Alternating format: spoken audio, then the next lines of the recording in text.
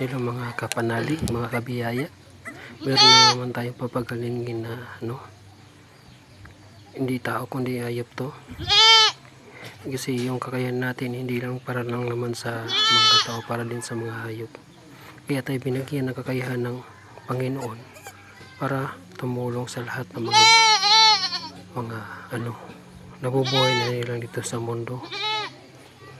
Ito ginagawa natin pinapagaling natin yung baby na kambing para siya lumakad ng arahan kasi kulang siya sa araw kasi bigla lang kasi itong nanganak yung kanyang ina sa kanya, kaya hindi siya gaano nakakalakad mga kapanalig, kaya ating hinihilot yung paa niya, hinihilot ang paa niya para siya ay makalakad mga kapanalig. Ayun na siya, nakakalakad na siya na mga kapanalig, nakakatayo na siya. Tingnan niyo mga kapanalig,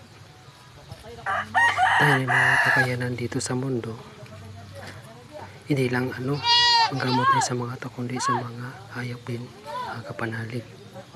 Kasi hindi lang sa lahat ng pagkakataon ay nakatutok lang tayo sa mga tao na nasa kapaligid natin. Kailangan natin gumamot ng mga hayop, kung ano ba yung nasa paligid natin, kasi meron din silang buhay.